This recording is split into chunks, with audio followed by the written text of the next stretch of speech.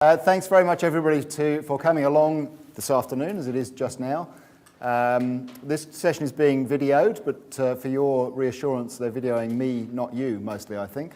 But it is being recorded, so just so people know that, and it will pick up the comments. But don't let that hold you back. It's for internal consumption. So thanks very much for coming along. This is I think it's about the sixth of these I've done, second in Wagga. The second one was yesterday.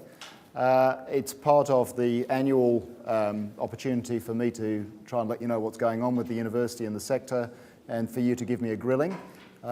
Last year, for anybody who came along, I think there was too much PowerPoint, and I tried to thin it out as the year went along, and I've tried to thin it out more still. So I've aimed for, it's varied a bit depending on how much discussion we have on the way through, but I've aimed for sort of 25 minutes, half an hour of presentation, and then a good amount of time for questions, and that's gone up and down a bit in the various places. But do please feel free to stick your hand up and ask questions on the way through, because that's the whole point of this. So if I could begin by acknowledging the Wiradjuri as the traditional owners of the lands on which we're gathered, pay my respects to their elders past and present, and extend that respect to any Indigenous persons present, and indeed to everybody who's here today. So thanks for coming. So what I want to run through is just talk a bit about the external environment, and that's kind of evolving day by day at the moment. There was another media story about Christopher Pyne's view this morning. A bit about where we are, just return to the strategy, but not to go into too much detail about the strategy, but to comment on process around the strategy, and then hopefully we'll have plenty of time for open discussion at the end. So what's coming? Feels a bit like that. We've got, when I initially did this slide for Vice-Chancellor's Forum, I was thinking more of just the sector, but now we've had the Commission of Audit released and all the talk about new deficit levy and everything else. I think the whole country is feeling a bit like this. I should acknowledge that these aren't actually the same cyclone. That's Cyclone Larry, I think, and that's from somewhere in Vanuatu. But you get the idea. And when that happens, what do we feel like doing? I think we feel a bit like this. Be nice to climb inside our shell and hope that the world goes away. But I want to bring us back to our strategy statement and the word gumption that we included in our narrative at the start of the strategy. I've used that term for a long time. I used to give it to classes of engineering students, but it comes from Persig's Zen and the Art of Motorcycle Maintenance, amongst other places. A person filled with gumption doesn't sit around dissipating and stewing about things. He's at the front of the train of his own awareness, watching to see what's up the track and meeting it when it comes. That's gumption. And that does seem to me to resonate with the spirit of CSU as being a can-do kind of place. So I was hoping we could perhaps be a bit more up on our hind legs, looking to see what's coming and anticipating it rather than pulling our head in and hoping it will all blow over. So, federal government picture, going to use another metaphor, winter is coming for those who are watching Game of Thrones. We've had the Commission of Audit. This slide's now out of date because it's now been released, the Commission of Audit, and there's been a lot of speculation. So they did seem to hang on to it. They claimed they didn't, but they did seem to hold it until after the Senate election had happened in WA. It's clearly, to me, it's a list of things that they're probably not going to do. I mean, they've got a Commission of Audit report which gives them a lot of freedom to move to do things that are less confronting than what's in that report. So we don't know what's going to come out of it. I think the general commentary is that we're not going to see all of that come to pass, and some of it we may. And I think the same thing in higher education. The Commission of Audit was even stronger than the Kemp-Norton review in terms of proposing what might happen to the sector, and I think we won't see all of that coming out. So review of the demand-driven system. Andrew Norton and David Kemp did this. My view on that report was that it was mostly good, or at least that the goods outweighed the bads. The best thing was that it did say that the demand-driven system had been a good thing. There's been a lot of discussion about whether quality has been reduced.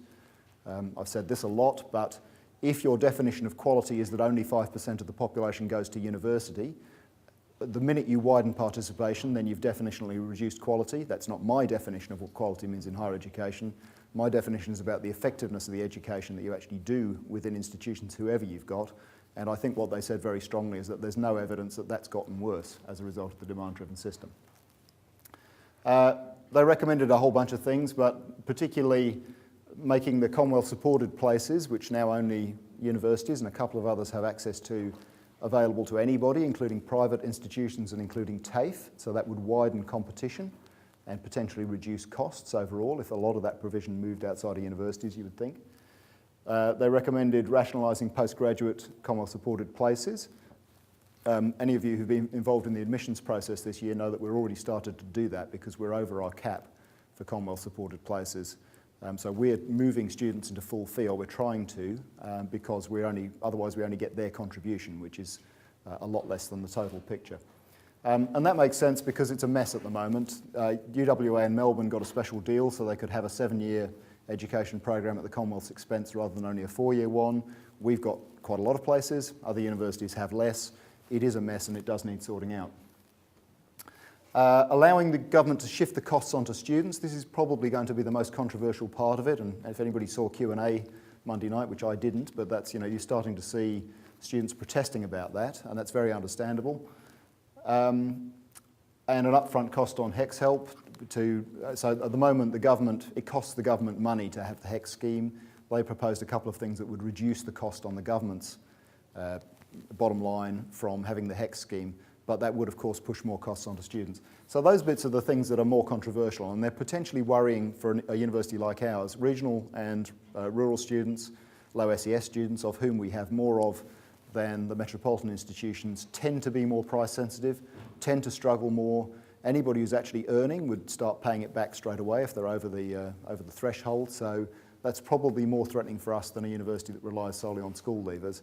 And I think we would argue it's less equitable. Now, I think the difficulty is that if that is the only way to adequately fund higher education, in my view, that's probably still better than actually putting the caps back on or by trying to get us to work with not enough money. But it is going to be controversial and it will require a lot of debate, and I think the issues of if they deregulate fees, which they now seem to be talking very strongly about, what decisions we make is going to be difficult things for us to navigate. I'll come back to that. So I've anticipated myself a bit here, but those suggestions I think are the least bad set of options that they could have proposed out of all the things that were available. I suppose the irony of it is the original discussion was all based on the proposition that we wouldn't be willing to lift taxes to pay for more government expenditure, and yet the government is doing that. Now, I think it's a political stunt to inflict some pain on people who otherwise wouldn't bear any pain under the rationalisations, rather than actually a commitment to fix the tax base in the long run. But it is kind of ironic that we've been told we can't spend more money on university because people won't pay more tax, and yet they're raising tax. So the risks I've talked about, the increased cost might put students off. Bringing private providers into the fold, if they pick up a lot of load, will reduce load available to public universities, and that might hurt, and the postgraduate rationalisation might hurt a bit. So I'll pause there. I mean, one question I've thrown out to groups over the last couple of weeks has been, what do you think we should do? Suppose they took the caps off fees altogether. What should we do about it? Anybody game? Because I think we went through this with premium HECS, where many universities did hold lifting HECS fees back on the grounds that it wasn't fair to students, and then everybody gave in the end and went to the cap. In the UK, they lifted the cap substantially and they reduced government funding in the expectation that price competition would emerge, and it didn't, because pretty well everybody went straight to the top of the caps they've got over there.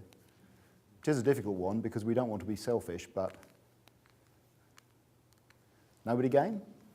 Yeah, go. Well, it seems to me that we're already really struggling to deliver the quality of learning and teaching that we want to, and we'd be mad to force ourselves to reduce the quality with a perception that would keep our student numbers up. I think it would make much more sense to take the opportunity to get as much as we can so that we can actually provide something close to the quality that we want. Yeah, my view is we will have to lift fees if we're given the opportunity to do it, and particularly if the government money gets pulled out, which it almost certainly will. So I think we have no choice, but we'll really need to think carefully about how we do it and where we do it. Whether we differentially price up programs. Pine said this morning, in the clearest indication that he is going to announce fee deregulation, he talked this morning about universities having to put scholarships in place to compensate low SES students. Now, that's a worry to me, because you would hope that there would be a government scheme to do that, not at the individual institution level, because if you're University of Sydney, let's say, who is probably going to have a very small proportion of low SES students and very few people who really require assistance, and you're able to charge as much as you like because you've got that elite brand, then it's probably quite easy for you to do that. If you're a university that has a large proportion of low SES students and you're not necessarily able to push your prices right up to the top, it's going to be difficult for you to do that subsidy within the institution, I think. So I think it's going to create some conundrums for us. I think we will have to take the opportunity so that we can fund the quality of education that we want to provide, but I think we'll need to be careful about what's fair and reasonable, and I think we'll need to be careful about how we balance the equity. So I think it is going to be quite a complicated issue for us. I mean, the other thing, though, I would say from what we saw previously is, rightly or wrongly, students associate price with quality. This is one of the really problematic things I think about this whole thing. And this is a comment I made in some discussion this week. If fee deregulation meant that universities could charge what they needed to charge to be able to educate students well, that's one thing. As we've seen with the Gonski reforms around schooling, the students who need the least education are able to pay the highest prices usually, and the institutions that service those students are able to charge the highest prices. So actually the market doesn't work. It's not that the expensive things are able to command a high price.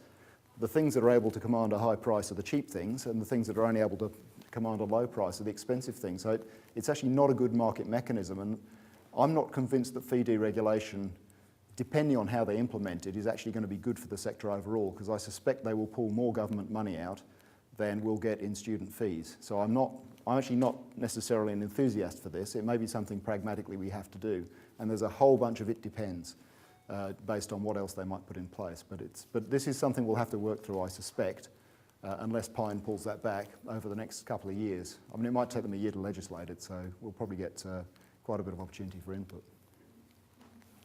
Anybody want to put an opposing view? Anybody think we should hold off? Yeah. I just think it's like what you were saying before, that we need to, if we are to raise fees and to be able to deal with actually delivering the quality, particularly with students, it is harder to do that. We kind of have to have a strategy ready with a value proposition to the person to say, because we have lots of forums and stuff online, and you see students saying, "Oh, I'm not getting a package, therefore they don't get the portability of their resources," that kind of thing. And we're developing lots of really good stuff and doing it in the right way, but I think tackling the value proposition, if the fees raise and we say, well, what are we doing with the extra money? Yeah. And being very upfront with that is an important factor. Yeah. Spot on, I think. I mean, we had a discussion yesterday at Ken Dillon's Admin Services Executive about the SAF funding, because having walked past the renovations that are being done to, are we allowed to call it the greasy spoon, is that? And it says SAF funded. I mean, we are charging distance education students SAF money. We are spending that money on them. I think we've got to be really sure that we're giving them value for money in charging them that. And this is the same analogy. If we are not delivering value back to students and we can't explain how we're doing that, it's a problem. So there's a lot of, I'll come to you in a second. I mean, there's a lot of work we didn't used to have to do. When we had a tightly controlled system where the government decided the prices, it was easy. You didn't have to explain all that stuff, and we have got a lot more complexity in dealing with that now than we did. Yes? Andy, I agree totally with what you're saying, but I think we have to be very, very cognizant of the fact that our students are quite savvy and they are well and truly able to judge quality. And if we are pushing sessionals who are low paid and low skilled towards delivering teaching, then the students know that that is not the quality they're paying for. And they want high quality. Yep. I don't know if people, I wrote a blog piece on sessional staff. There's a blog that's being run by Kate Bowles out of Wollongong on sessional staffing, and I wrote a blog piece for that. I mean, yes, we certainly, we need to treat our sessional staff with respect, and we need to treat our students with respect, and I'm not sure all of our processes are lined up to do that effectively at the moment, at least if we're like every other university I've worked in. We drag people in too late, we don't give them adequate time for preparation, we don't necessarily make sure they're on board, so we need to fix all of that stuff up. We are still below average casualisation rates for the sector, so we do use casuals, we have quite a lot of them, and of course there are different sorts of casuals, because there are people who just completed a PhD who want a full-time job and can't get one, but we also have professionals who are doing it as a sideline. And there's a mix in there. But I mean, we need to manage our sessional staff respectfully and professionally and we need to make sure that we are allowing them to do the job that students want them to do. It's true. Yeah. Yep. With respect to casuals and us being below the market sector, I think there's a difference in the way that we use casuals than a lot of other universities do. Typically you'll have the lecturer who gives the lecture, and then you'll have breakout tutorial groups where the casual PhDs will come in and give the tutorials. Whereas here, we just have the lecturer, and it's the lecturer who's very often casual. That's a fundamentally different situation, so that it's comparing chalk and cheese. Look, it depends about that too, because I think that model applies to different degrees in most universities as well. I mean, we don't have the 1,000 lecture, we don't have the one permanent staff member with 1,000 people in a classroom, and then PhD students taking the tutes so much. I think you're right, but that's on a spectrum. At least everywhere I've been, that's been on a spectrum. So, but it doesn't matter. I mean, I think sessional staff are a very important part of the mix for us in every university. I think we have neglected sessional staffing often. I'm really pleased that at this university and the previous one I was at least the teaching awards were available to sessional staff, and we had a great winner last year in Isabel Fox. But we need to do right by people, including sessional staff. And it's a tricky one because, this is part of the blog thing I got involved in.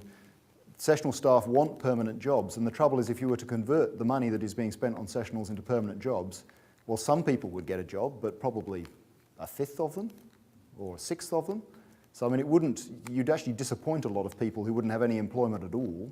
Now, that's not a justification for exploitation, but I mean, it's actually not an easy thing to resolve.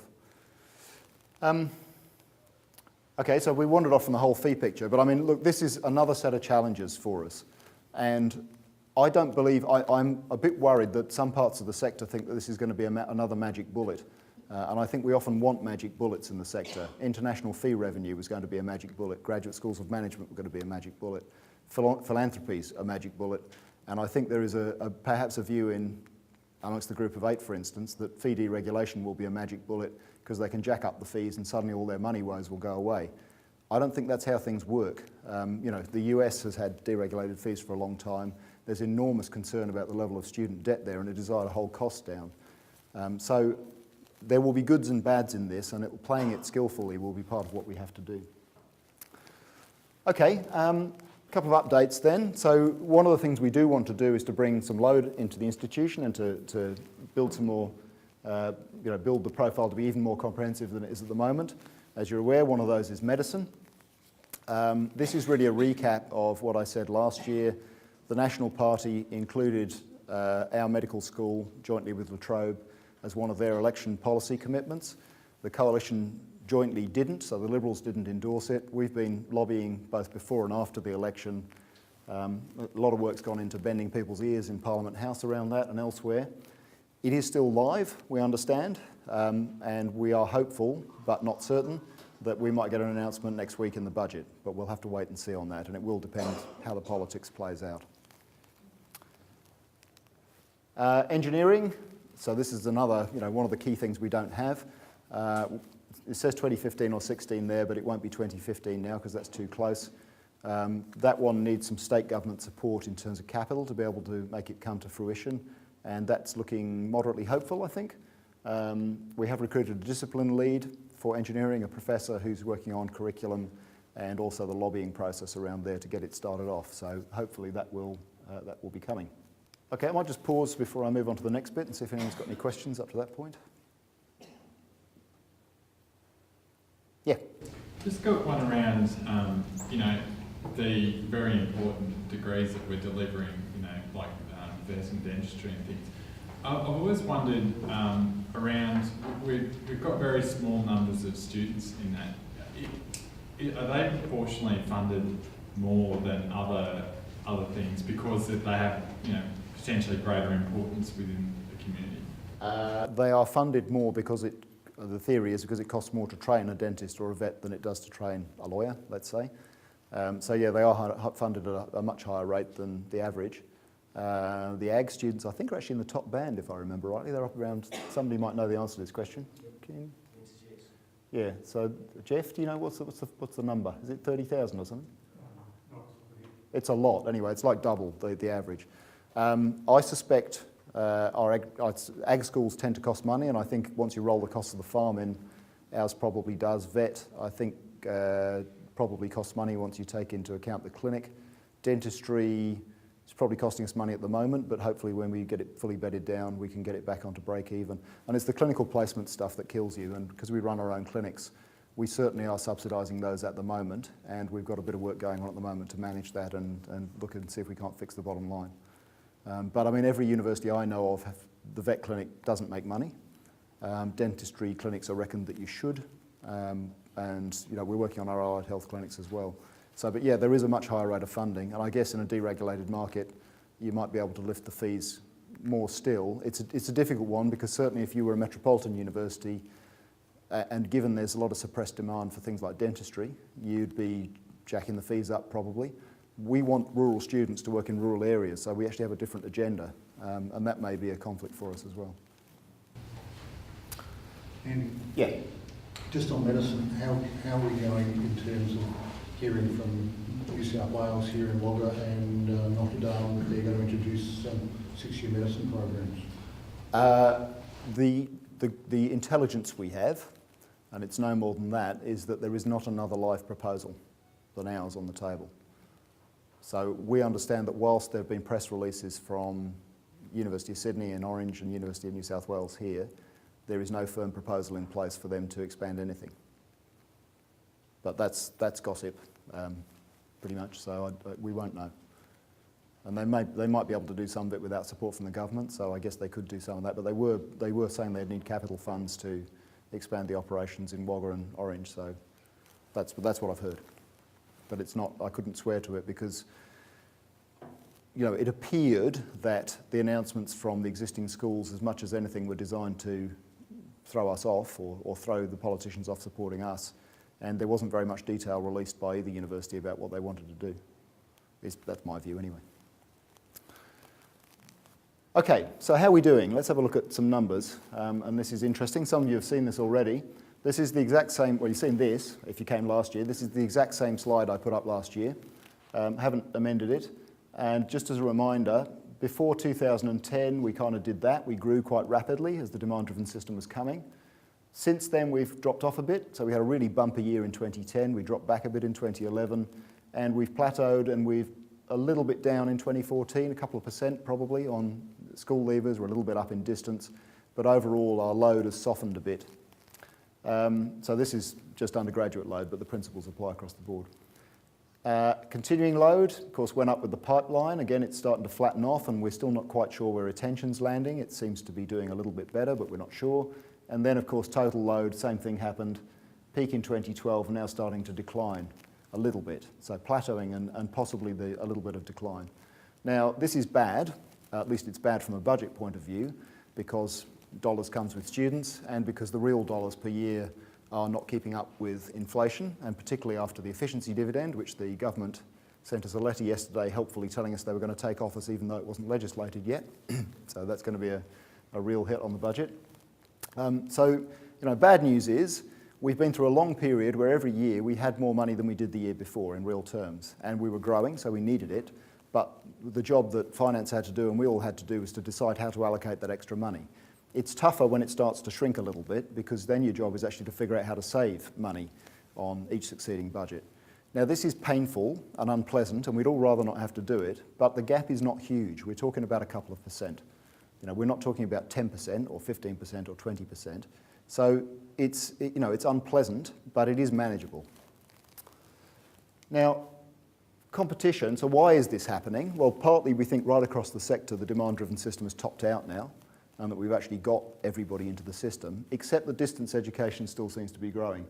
So last year I talked a bit about MOOCs, massively open online courses, as a reminder, but it looks like the threats are a lot closer to home and more conventional. And what's happening is that technology, the fact that people can deliver distance education online, and the demand-driven system has allowed them to take the load, has really encouraged more players to come into distance and online.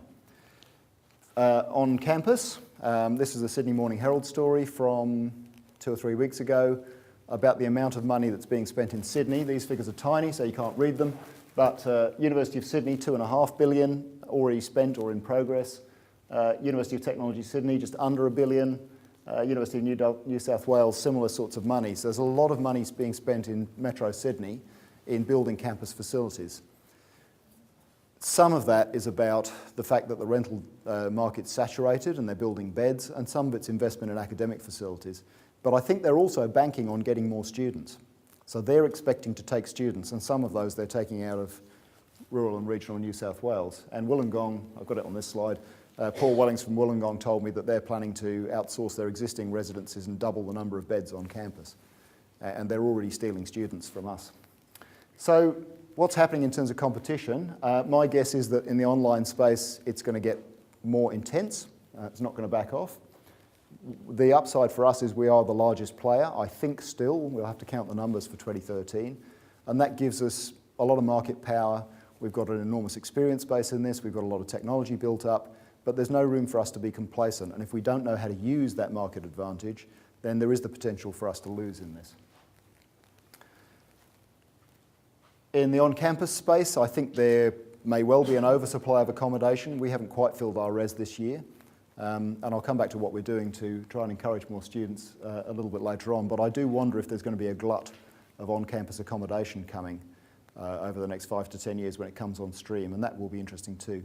There is a bulge of school leavers coming through, of course. I was looking at this over the last week or two. So there's a mini baby boom coming, I think, which is kind of deferred fertility while people were holding off. So there is...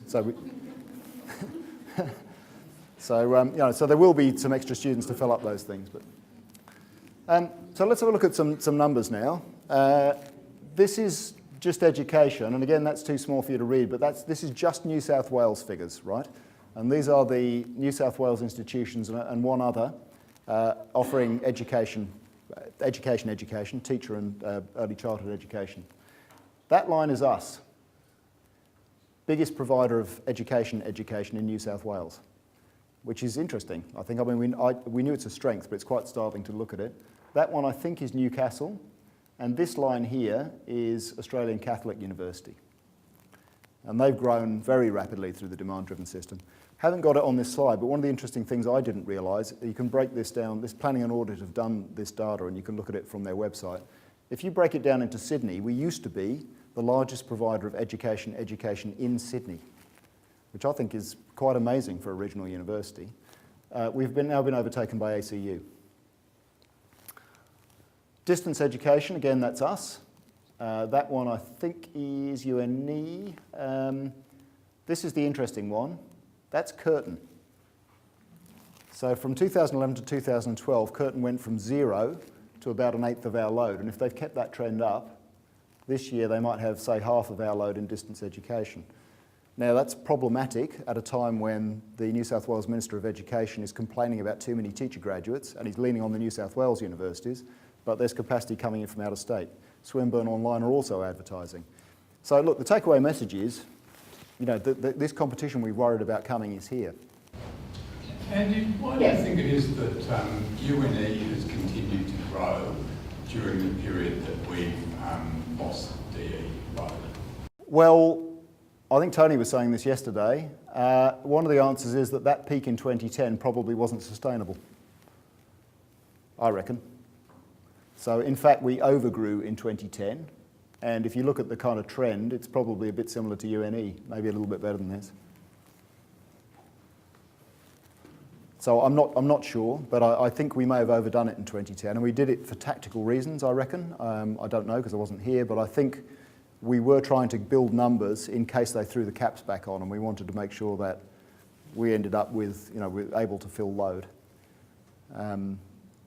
Jeff might know the answer to that question.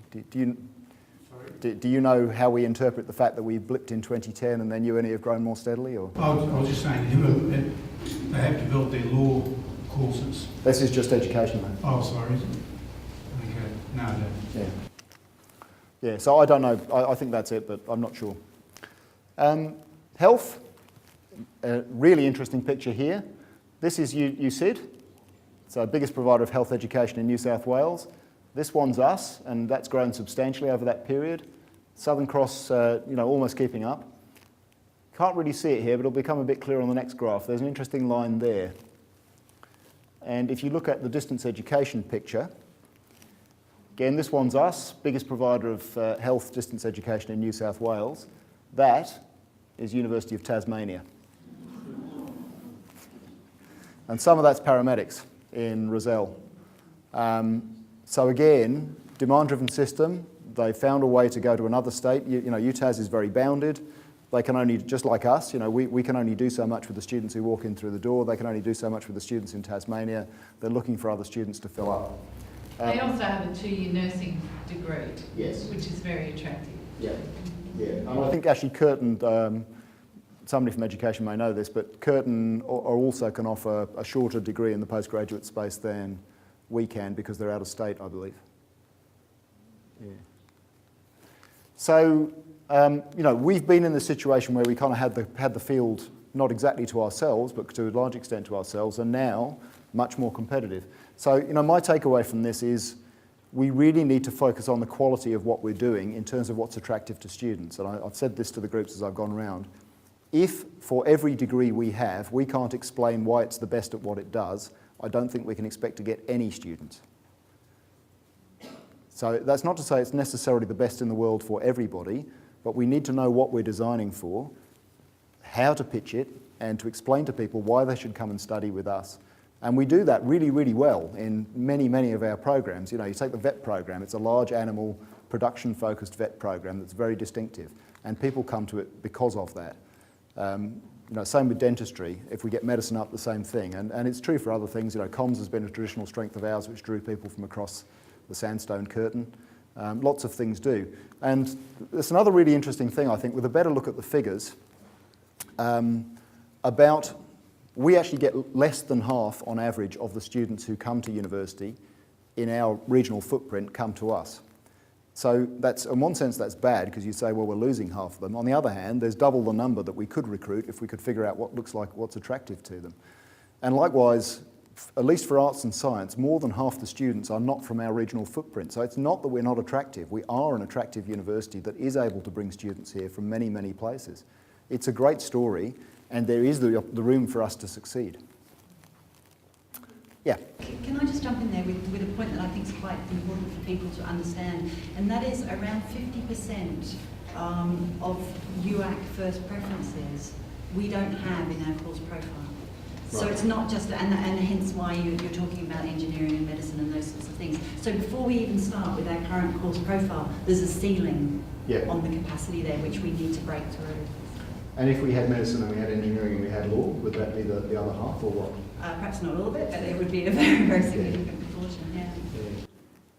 Yes, I mean, there you go. You know, given that we don't have things that are significant attractors for most universities, again, we're doing really, really well. So, I mean, I don't want people to lose heart about this. I think there is enormous opportunity for us, and I think we're achieving well already. But there is room to grow. You know, that's the thing to focus on. Any other thoughts on that before I just move on to talk about research? How are we doing for time? Andy, just the point about the fact that the DE market is actually growing, so the opportunities... Oh, thank you. Yes, sorry. Yeah, that's the other point. So we are not maintaining market share in DE. We're actually starting to lose market share a little bit, but we are growing numbers. We're just not growing as fast as the market is. Now, that's a worry to me, because what usually happens in markets is there's a dominant provider, that's us, and the dominant provider can very easily get eaten by somebody else who comes in with a fresh proposition or with new technology or whatever. So we have got to innovate, and we have got to reinvent our technology and make sure we stay current. So thanks, Ken. What else have I forgotten to say? Yes? With regards to competition, I think you should put the MSI in the room, on the table, and discuss whether, because the students, I was having a talk to some biochemistry students in the lab the other day, just sort of informal, and they're very much aware that they're paying the same fee and only getting 12 months. They don't get time to study, so the knowledge doesn't stick as well. They really see that as a disadvantage, and I don't know what perceivable advantages we're really getting from the MSI at the moment. It seems to be making more problems, and the students don't like it. So my understanding of the MSI is that we're just supposed to be making sure that students are adequately informed about what they're studying, and it is work. What's the downside of it? Oh, sorry, the USM, sorry, my mistake. Oh, sorry, USM. Right, okay, right. So the shortening of terms. Yeah. Okay. We could have a long conversation about that. All I'll say is, those things can work well or can work badly. Many universities have shortened their terms and done similar things. Some of them haven't. We are picking up load in the third semester, which we wouldn't otherwise have had. There also was a logic, as I understand it, about allowing staff to have time for research, which staff may not feel works for them, and I understand that too, because the comment I've heard is that the work bleeds between semesters, which reduces the impact of that. We probably can't do that now, but I guess what we've got to look at ongoing is that. I don't know about that. I mean, do other people have thoughts about the issues about whether students are perceiving that the time limit? Because a lot of universities have moved to 3 semester years, and a lot of people are still looking at doing it if they haven't already. 3 trimester years, sorry. Be accurate, Tim? Yep. From my perspective, talking to students, it's the gap that's the problem, is that summer period is really long. And they're quite happy to kind of speed things up if it wasn't that, because I mean, there's just some courses where that trimester is just not filled with anything, so they're away for a couple of months. And if you are a student and you've come to CSU to study, it's very difficult to find work if you're only available for full time for X amount of hours, and then if you're trying to if you do attain full time work where CSU is, then trying to juggle that when full-time study commences, that does provide a difficult situation for many students. Yeah. Well, look, what I do know is that we are trying to increase provision in that middle term. So work's going on with that. It's a tough one. I mean, you can, if all you achieve by moving to a 3-term year is that you take your existing load and spread it over more terms, and you employ 50% more staff to teach in the 3rd term, you've actually gone nowhere. You've got to get students you otherwise wouldn't have got to make it worthwhile. And I'm not sure we're seeing the benefits yet. So, but then we're not offering that much in the 3rd term at the moment. So. But yeah, thanks. But at that 3rd term of teaching provide the edge in some of those areas where, you're saying Curtin can do a 2-year nursing degree. Well, if we can shorten our degree by offering and subjects in that 3rd session, then maybe we can compete in those areas. Yes, that's the theory. I think we're not quite there. Okay, so research. I'll just talk briefly about this. Collaborative Research Centre applications we're still working on. We were trying to get one up in soils, which nobody got last year because the sector couldn't get its act together, I hear. We have had some good success. So Chris Blanchard got just over $2 million for an industrial transformation training centre in Grains, which is fantastic. That's the first round of those. Generally speaking, I've just had a meeting with Sue Thomas this morning.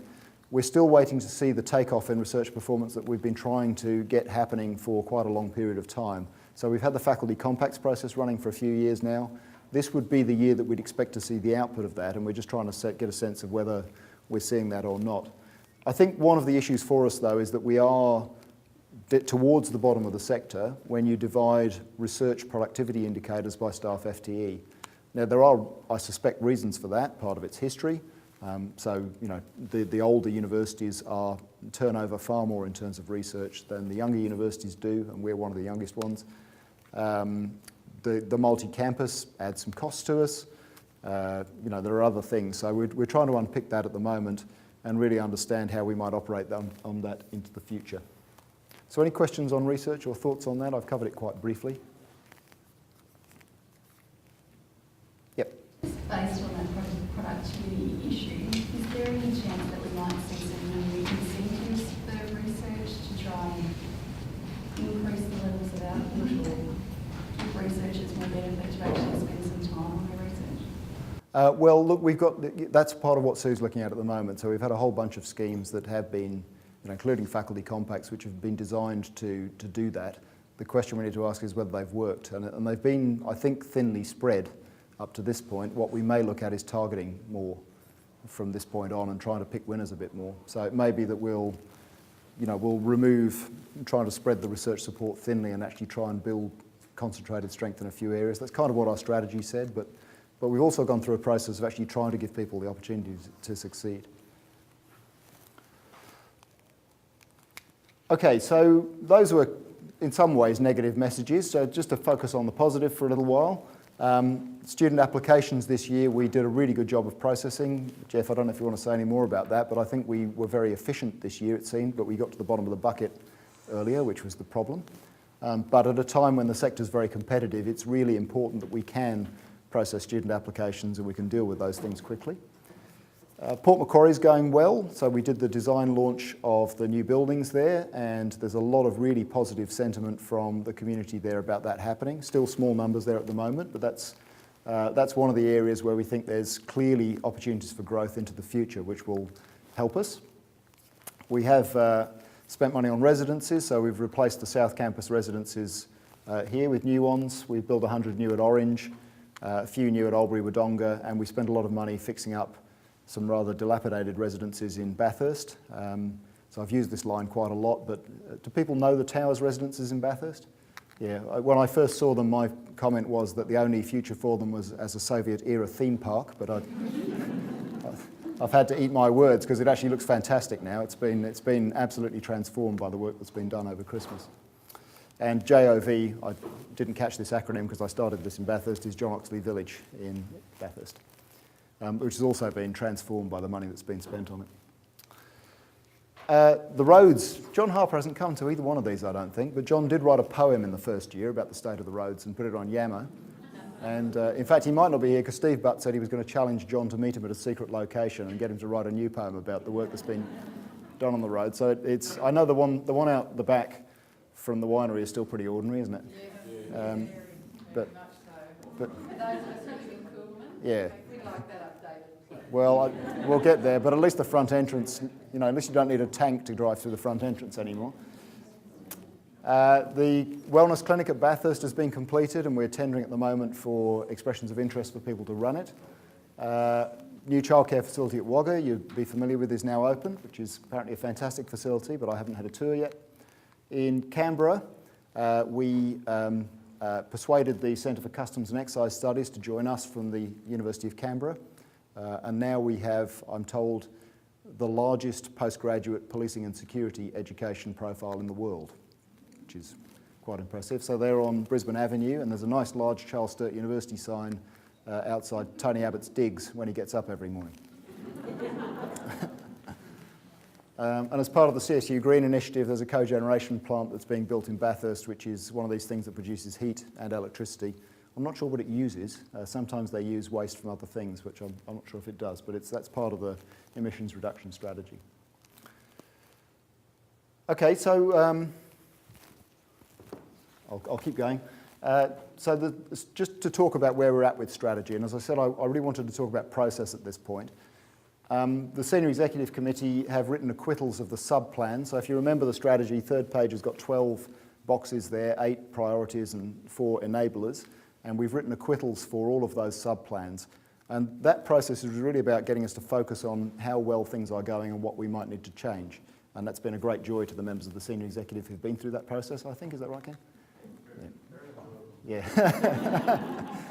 But what we're trying to do is just to make sure we do understand the business and we're able to improve. So we do the acquittal, that then rolls around into the next round of planning and the next round of budgeting. So mid-year we can start to be thinking about, well, what do we need to change for the future if things are, if we're not getting everything that we want. So it allows us to take stock and see what changes. So where are we? This is my phrase, we've been doing what we said we would do. We've mostly done the things we said we would do, but we're not yet getting what we want to get. So just like the research takeoff, we haven't seen that yet. We haven't really seen an improvement in attrition. Numbers are softening, so we're not seeing the benefits yet. I thought we might have had a bit longer before we saw that kind of intensity of competition in the space, but perhaps that was naive of me. And I think the strategy is right. You know, we wrote it in the expectation that we're going to be operating in this kind of environment, and guess what? It's come true. But we probably need to do some short-term things. So the discussion we've had over the last couple of weeks, is about spending some more money on advertising, particularly, or marketing. So Sarah's put a paper to Senior Executive Committee suggesting how we might target the school leaver market better and how we might spend some more money to encourage the distance education market as well. And I think one of the things that's been great is we do have good data now about what the success has been of some of the campaigns we've done and how much it costs you to actually get an application into the institution. But it seems pretty clear that we're being outspent by our competitors, and that's part of our problem. So we're going to do some more work on that. The other aspect is in the distance education space, a more explicit planning around the technology. So Sandra Wills, our new Pro Vice-Chancellor of Student Learning, said, "What's our DE strategy?" And I said, "It was to hire you, Sandra." So that's a bit of detail that we've got to fill in now we've got her on board. So in summary, I haven't shifted my opinion. The reason I was really interested in this job, apart from the fact that it's a great university to work at, is that I thought it was going to be the most interesting place to be for this kind of decade of higher education, and my view has not shifted. There is a lot of challenge out there. There will be, the deregulation stuff I think is threatening, but there's a lot of opportunity in it as well. And I think that's what we've got to hang on to. I think we're really well positioned to succeed. We are going to have to work for it, but we're really well positioned. As I said before, budget is tight. That's never fun, but it's certainly not disastrous. I've lived through a lot worse. I don't think we need to blow the place up. We have got we're getting a consultancy done to look at staffing across the university, but I don't see us turning it upside down and restructuring the whole place. And I don't see us shutting any campuses. In fact, we really need to figure out how we grow the smaller campuses. Port Macquarie, I think that's a fairly easy proposition. We need to have a close look at Dubbo, where higher education participation has been low, but there's a lot of potential into the future, and Orange to some extent as well.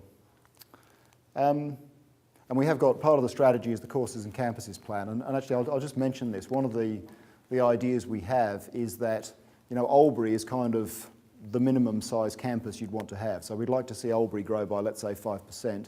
And for the campuses that are smaller than that, we want to put a focus on how we get them to grow as well.